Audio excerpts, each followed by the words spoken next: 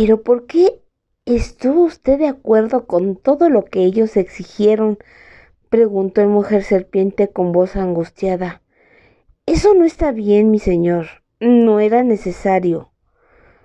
Tal vez no era necesario, pero sí prudente, dijo Motecuzoma. Desde que los hombres blancos entraron en mis dominios, mi propia gente o aliados en 2 ocasiones han atentado en contra de sus vidas y propiedades. Primero en Chololan y últimamente en la costa. Cortés no me echa la culpa, ya que esos intentos se hicieron como desafío o en la ignorancia de mi promesa de una tregua, pero esas cosas podrían suceder otra vez. Yo personalmente le he advertido a Cortés que mucha de nuestra gente resiente la presencia de los hombres blancos. Cualquier cosa que haga que ese resentimiento se agrave podría hacer que nuestro pueblo olvidara su obediencia hacia mí y se levantarían otra vez causando un gran desorden.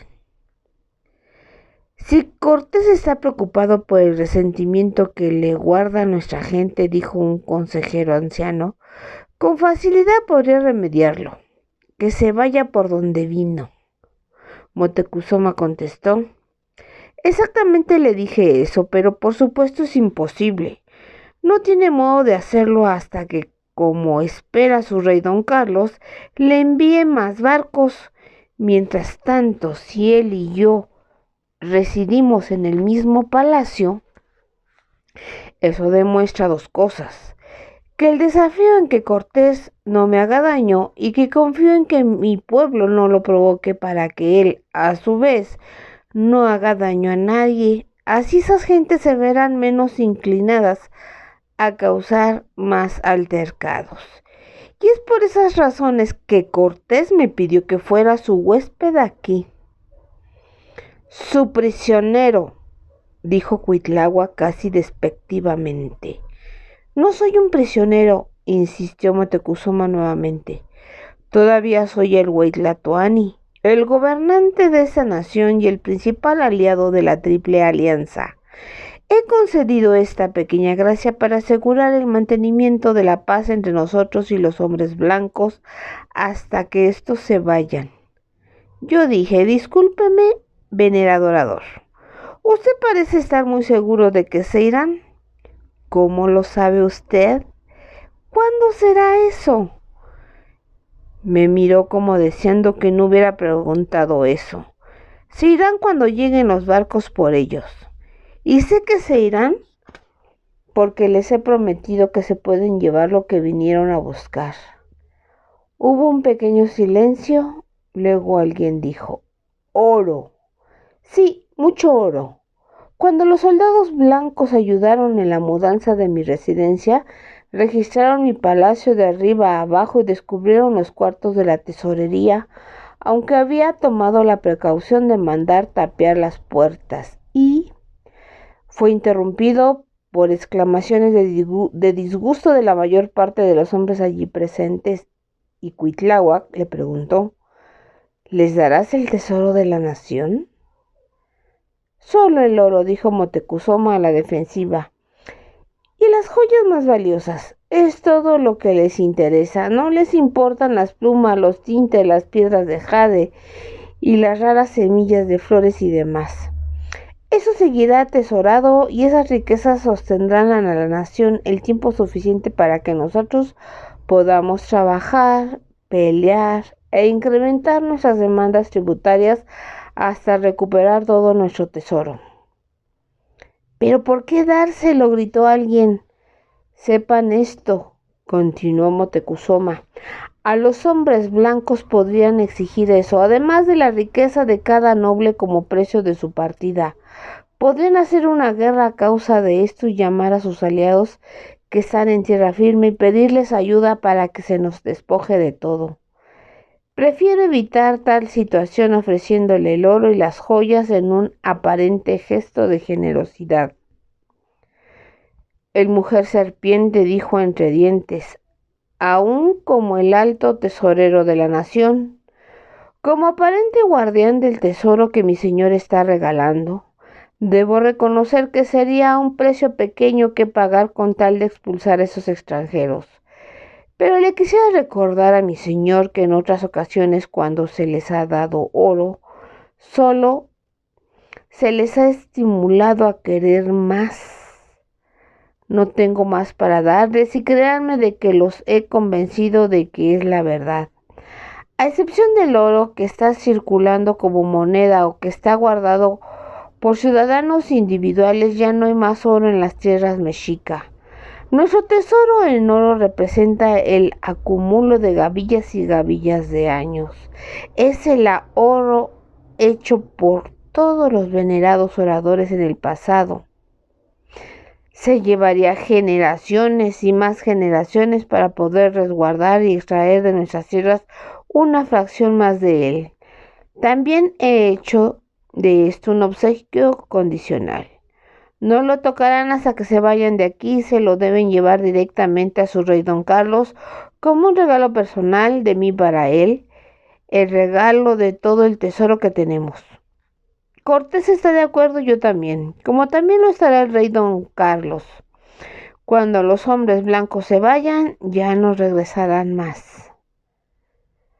Nadie dijo nada para contradecirle.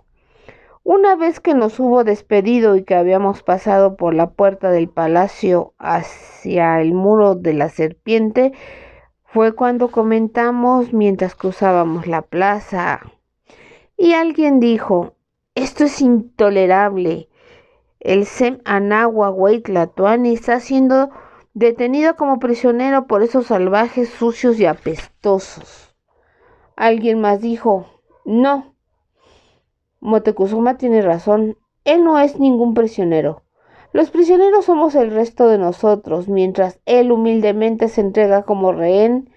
Ningún mexicatl se atreverá ni siquiera a escupir al hombre blanco. Otra persona dijo: Moctezuma ha rendido su persona y la independencia orgullosa de los mexica, además de la mayor parte de nuestro tesoro. Si los barcos de los hombres blancos tardan en llegar, ¿quién nos puede decir qué más les podrá entregar la siguiente vez? Y luego alguien dijo lo que todos estábamos pensando. En el transcurso de toda la historia de los mexicas, ningún Huaytlatoani jamás ha sido despojado de su rango mientras viviera, ni siquiera Huizotl, cuando ya no fue capaz de seguir gobernando. Pero se nombró a un regente para que gobernara en su nombre y funcionó bastante bien, al mismo tiempo que unía la sucesión. Cortés podía tener la ocurrencia de matar a Moctezuma en cualquier momento. ¿Quién conoce los caprichos del hombre blanco? ¿O Moctezuma podría morir del propio asco que representa? Parece listo para ello. ¿Sí? El trono podría estar vacío de un momento a otro. Si tomamos la debida precaución ante esa posibilidad, podríamos tener un gobernante provisional listo en caso de que el comportamiento de Moctezuma fuera tal que debiéramos despojarlo de su título por órdenes del Consejo de Voceros. Se debe decidir y arreglar en secreto. Evitémosle a Moctezuma esa humillación hasta que no quede otra alternativa. También Cortés no debe tener la menor sospecha de que su rehén de un momento a otro podría serle útil. El mujer serpiente se dirigió a Cuitláhuac, quien hasta entonces no había comentado nada, y le dijo, usando su título de nobleza, Cuitláhuatzin, como hermano del orador, normalmente te serías el primer candidato que se podría considerar como sucesor suyo a su muerte. ¿Aceptarías el título y la responsabilidad de regente si en un conclave formal acordáramos llegar a eso? Cuitláhuac caminó unos pasos más adelante, frunciendo el ceño en meditación. Por fin dijo, me dolería usurpar el poder de mi propio hermano mientras él siga viviendo, pero en verdad es, mis señores, que me temo que solo está viviendo a medias horas. Y ya ha abdicado de casi todo su poder. Si el Consejo de Voceros decide que la supervivencia de nuestra nación depende de ello y elige el momento oportuno, yo gobernaré en la capacidad que se me pida. Pero en la manera que todo fue sucediendo no hubo necesidad inmediata de que Moctezuma fuera usurpado o que se tomara ninguna acción drástica. Es más, durante considerable tiempo pareció ser que Moctezuma había estado en lo cierto al aconsejar que todos debíamos calmarnos y esperar, porque los españoles permanecieron en Tenochtitlán durante aquel invierno, y si no hubiera sido porque eran tan blancos, casi no nos hubiéramos fijado en su presencia. Pudieron haber sido gente campesina de su propia raza, venidos a la gran ciudad a una fiesta para ver sus atractivos y divertirse apaciblemente. Hasta se comportaron irreprochablemente durante nuestras ceremonias religiosas. Algunas de ellas, las que llevaban solamente música, baile y canto, eran vistas por los españoles con interés y algunas veces hasta con diversión. Cuando los ritos llevaban el sacrificio de Xochimilque, los españoles discretamente permanecían en su palacio. Nosotros los ciudadanos, por nuestra parte, tolerábamos a los hombres blancos, tratándolos con cortesía pero manteniéndonos a cierta distancia. Así que durante todo ese invierno no hubo fricciones entre nosotros y ellos. Ningún incidente premeditado, ni siquiera se dejaron ver más augurios.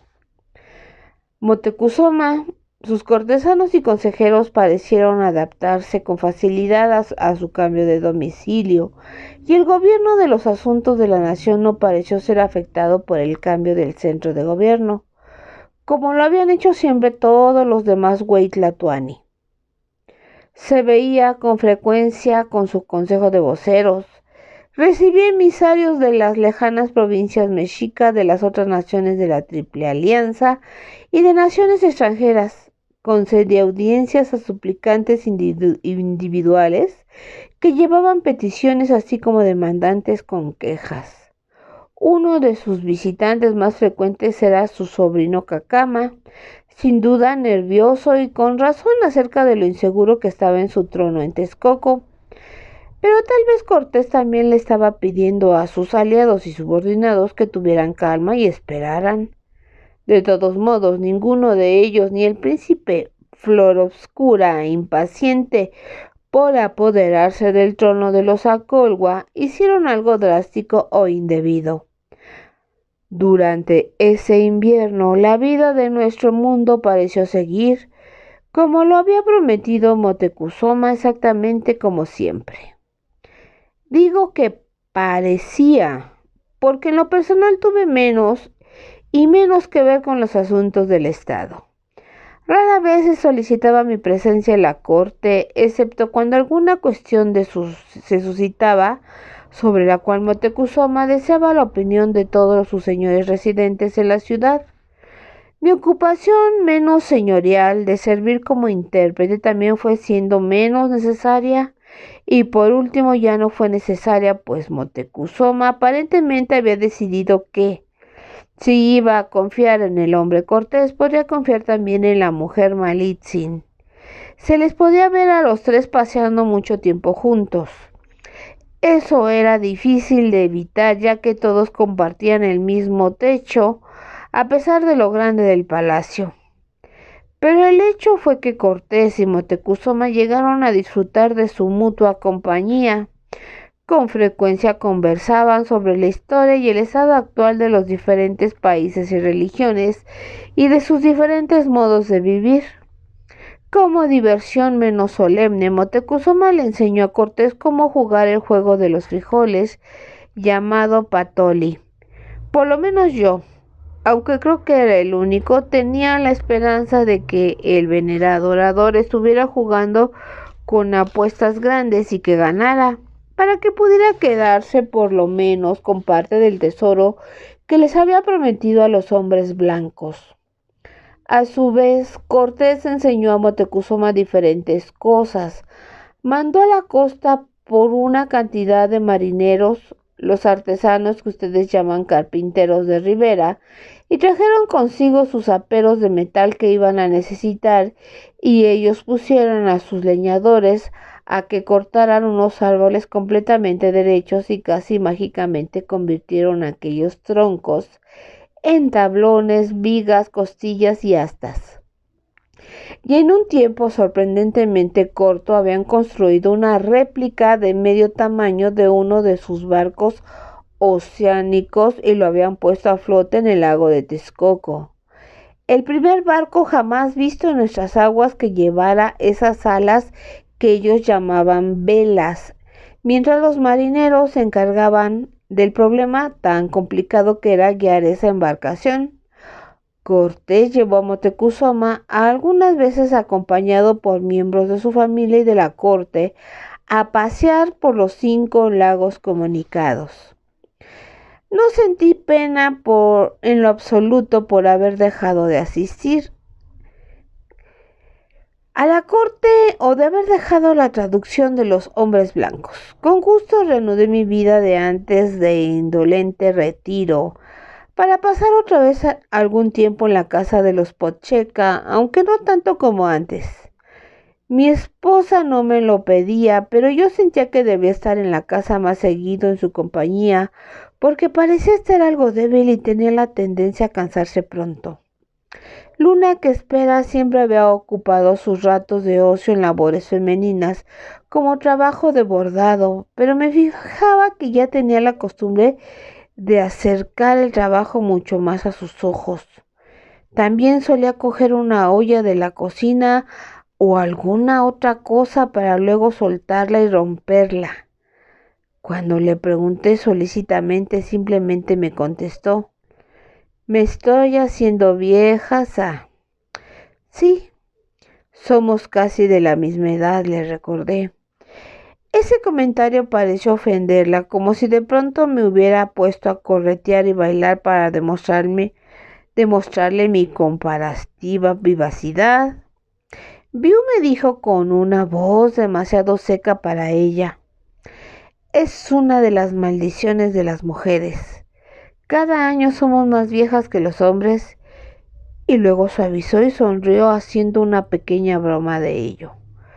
Es por eso que las mujeres tratan a sus hombres como niños, porque jamás parecen envejecer o crecer.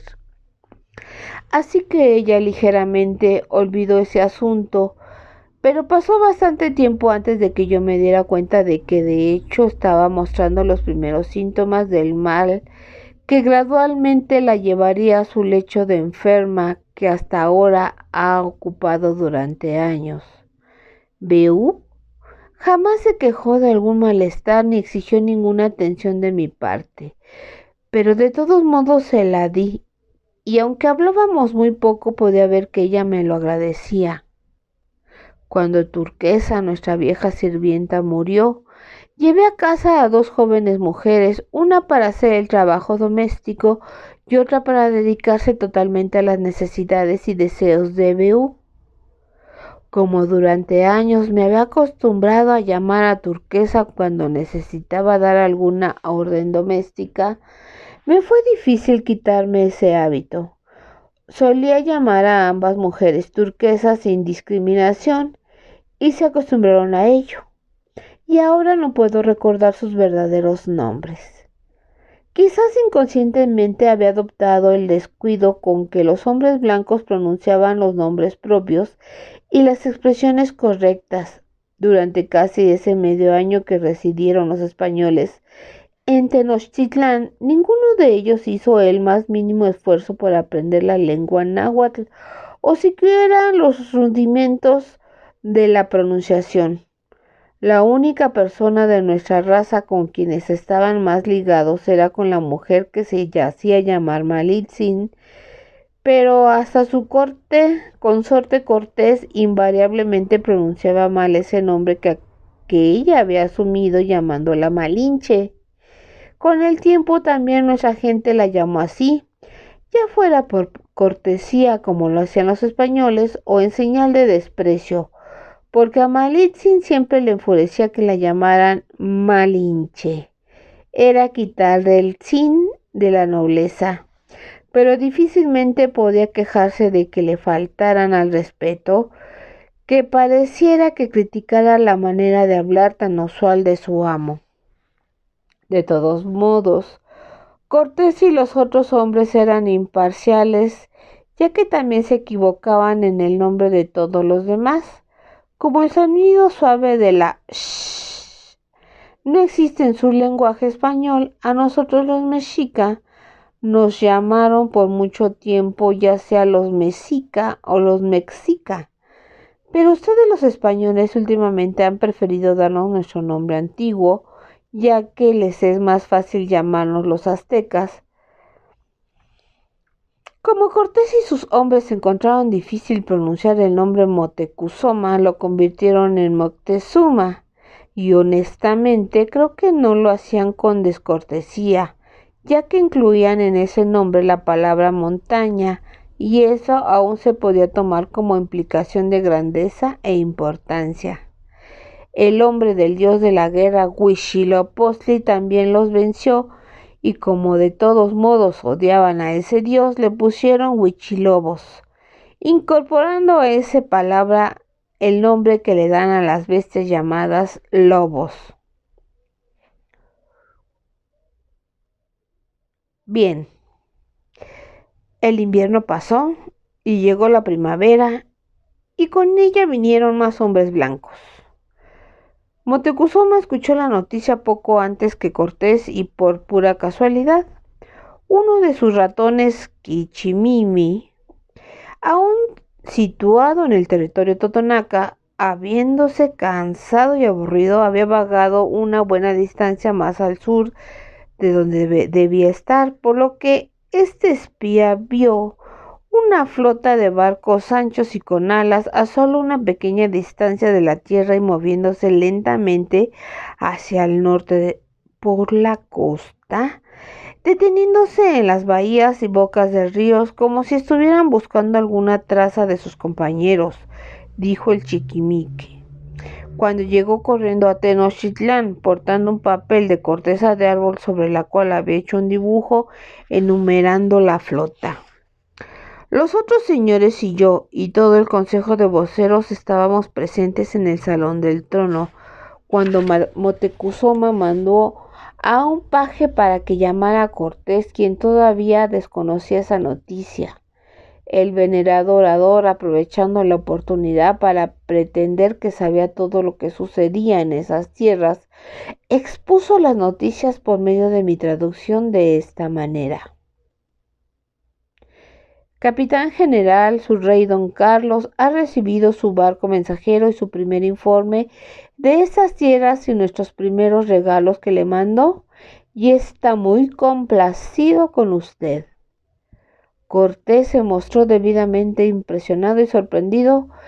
¿Y cómo se pudo enterar de eso, señor don Moctezuma?, preguntó.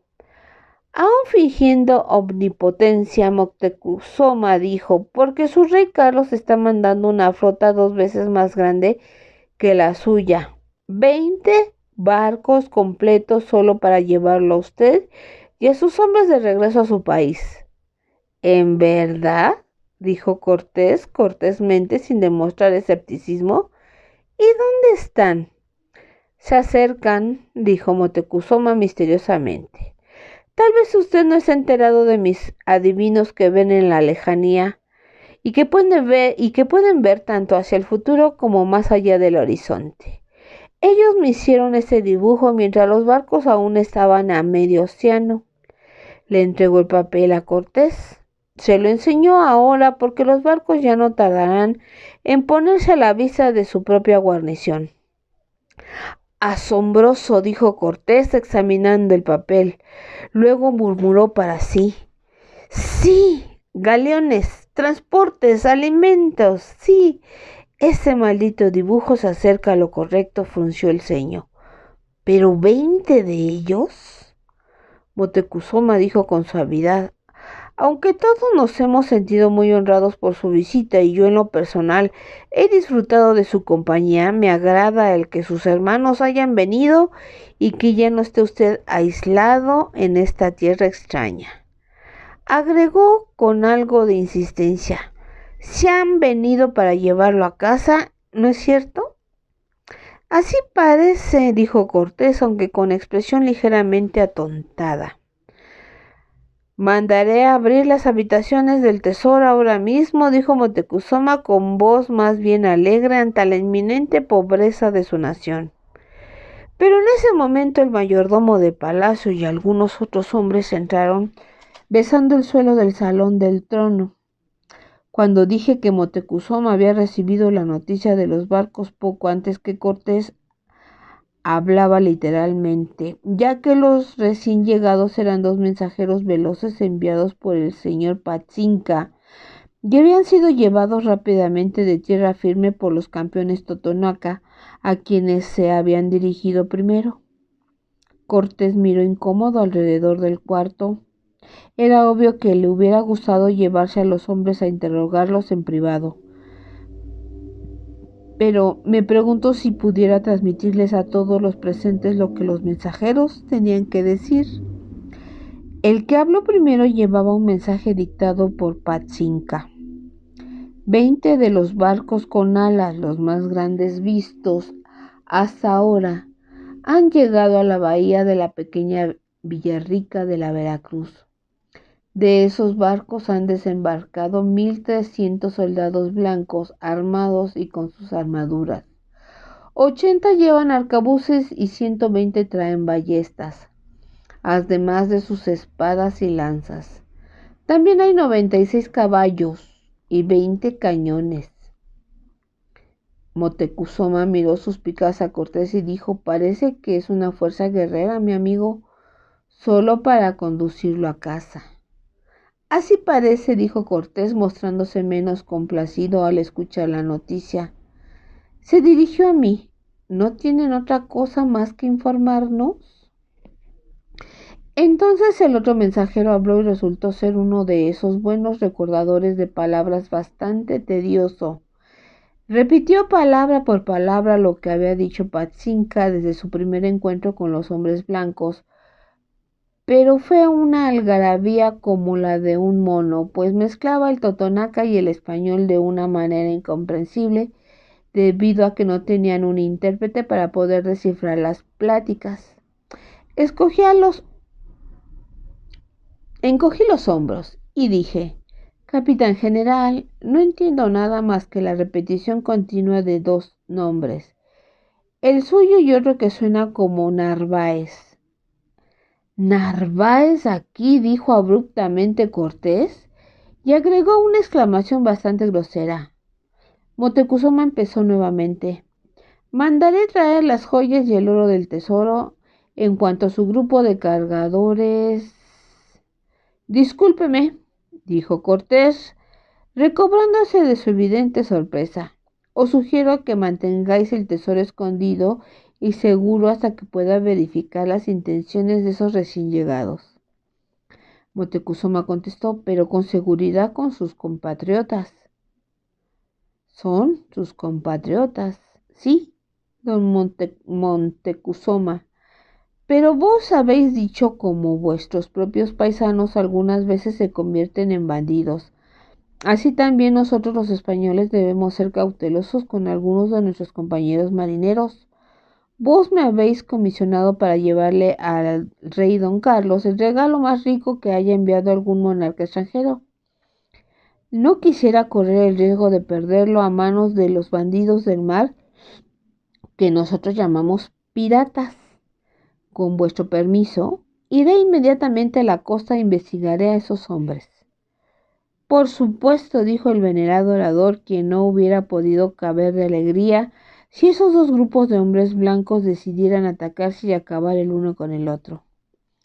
Debo moverme rápidamente en una marcha forzada, continuó Cortés haciendo sus planes en voz alta. Solamente llevaré a mis soldados españoles y los más escogidos de nuestros guerreros aliados, los del príncipe Flor Oscura, que son los mejores. Sí, dijo Moctezuma con aprobación. Muy bien. Pero dejó de sonreír al oír las siguientes palabras del capitán general. Dejaré a Pedro de Alvarado, el hombre de la barba roja que vuestras gentes llaman Tonatiuh, para salvaguardar mis intereses aquí. Rápidamente se retractó de esa declaración. Quiero decir, por supuesto, que se queda ayudarle a defender vuestra ciudad en caso de que los piratas puedan vencerme y llegar hasta acá. Como solo puedo dejarle a Pedro una pequeña reserva de nuestros compatriotas, debo reforzarlos trayendo tropas nativas de la tierra firme. Las cosas quedaron así. Cuando Cortés marchó hacia el este con la mayoría de sus fuerzas blancas y todos los Acolhua de Flor Oscura, Alvarado se quedó al frente de cerca de 80 hombres blancos y 400 tezcalteca, todos alojados en el palacio. Fue el último insulto. Moctezuma había estado residiendo con los hombres blancos durante el largo invierno en una situación en sí peculiar, pero la primavera lo encontró en una posición todavía más denigrante, al vivir no solo con los extranjeros blancos, sino también con una multitud de guerreros groseros, irascibles y nada respetuosos, quienes eran los verdaderos invasores. Si el venerado orador había parecido recobrar la vida y actividad ante la posibilidad de poder deshacerse de los españoles, se sintió completamente abatido bajo la desesperación más impotente y pesimista al verse como anfitrión y cautivo para el resto de su vida por los enemigos más aborrecidos y aborrecedores. Solo hubo una circunstancia mitigante, aunque dudo que Moctezuma encontrara mucho consuelo en ello. Los tezcalteca eran notablemente más limpios que sus hábitos y olían mucho mejor que una cantidad igual de hombres blancos. El mujer serpiente dijo: «Esto es intolerable». Estas eran las palabras que yo escuchaba ya con más y más frecuencia por parte de más y más súbditos inconformes de Moctezuma. Por ese motivo hubo una reunión secreta del Consejo de Voceros, a la cual se había pedido la presencia de muchos otros campeones sacerdotes, hombres sabios y nobles mexica, entre los que yo me encontraba. Moctezuma no estaba presente y no supo nada. El jefe guerrero Cuitláhuac dijo enfurecido: «Nosotros los mexicas solo en raras ocasiones hemos podido penetrar las fronteras de Tlaxcala. Jamás hemos peleado hasta llegar a su capital». Su voz se lanzó para decir las siguientes palabras hasta que estaba casi gritando: «Y ahora los detestables tezcaltecas están aquí en la ciudad inexpugnable de Tenochtitlán, el corazón del único mundo, en el palacio del soberano guerrero Azcayatl, quien seguramente en estos momentos estará tratando de buscar una manera de salirse del otro mundo y regresar a este para contestar el insulto. Los tezcaltecas no nos invadieron por la fuerza, están aquí por invitación, pero no por nuestra invitación, y para colmo viven en el palacio con la misma categoría y lado a lado de nuestro venerado orador». El venerado orador, solo de nombre, gruñó el sacerdote principal de Huitzilopochtli: «Les digo que nuestro Dios de la guerra lo desconocerá». «Si es el tiempo de hacerlo», dijo el señor Cuauhtémoc, hijo del difunto Ahuizotl, «y si lo demoramos más, puede ser que jamás tengamos otra oportunidad. Quizás el hombre Alvarado brille como Tonatiuh, pero tiene menos brillantez como sustituto de Cortés. Debemos atacarlo antes de que el astuto Cortés regrese». «¿Entonces estás seguro de que Cortés regresará?», pregunté, porque no había asistido a juntas de consejo, ya fuera públicas o secretas, desde la partida del capitán general 10 días antes, y no estaba al tanto de las últimas noticias. Cuauhtémoc me dijo: Es muy extraño lo que hemos sabido de nuestros Quimichime de la costa.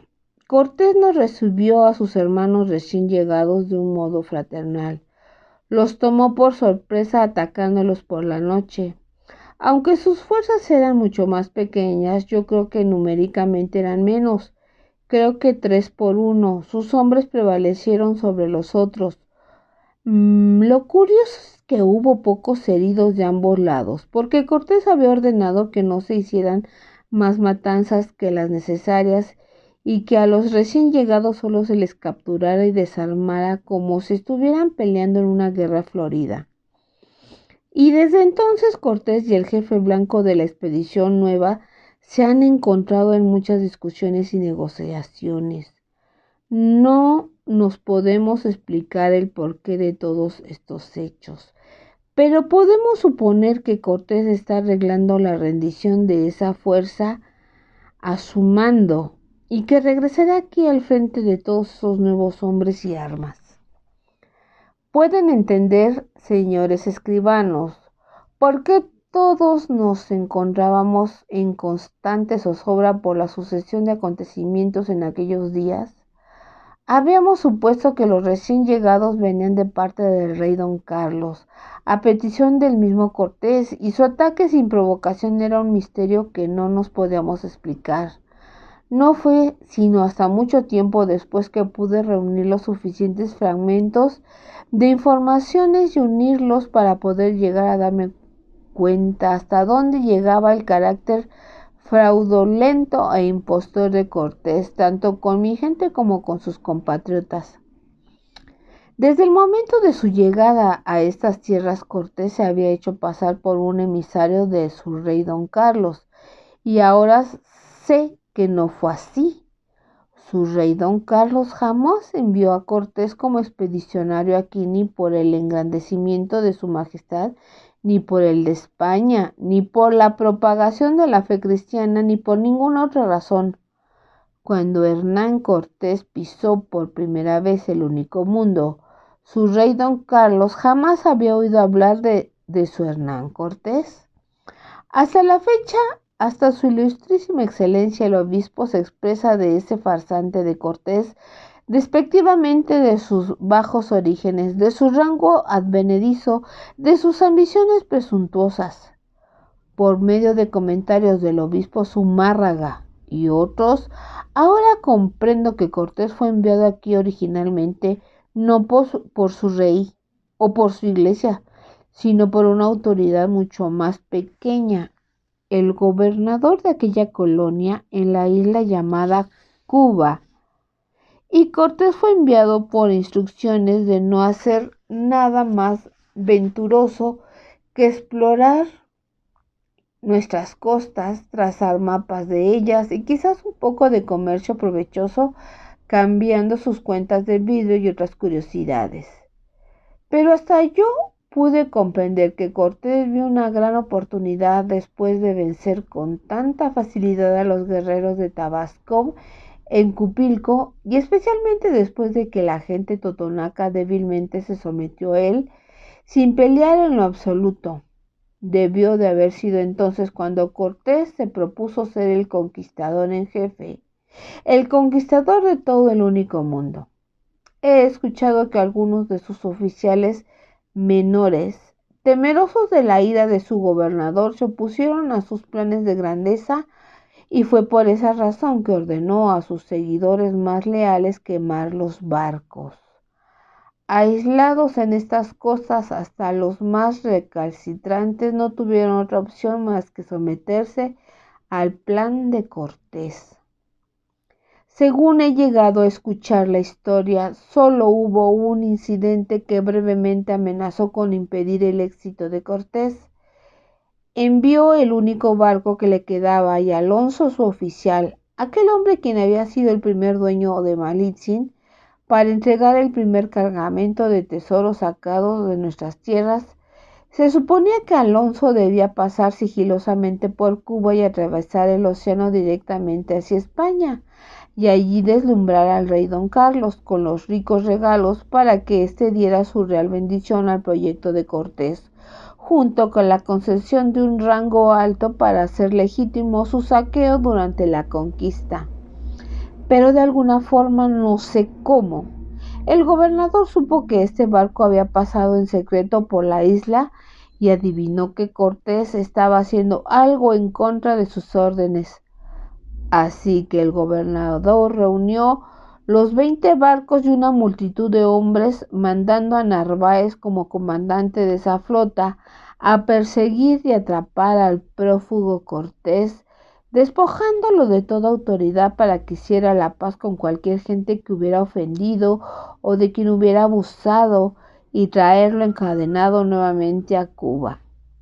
Sin embargo, según nuestros vigilantes ratones, el prófugo había vencido al cazador.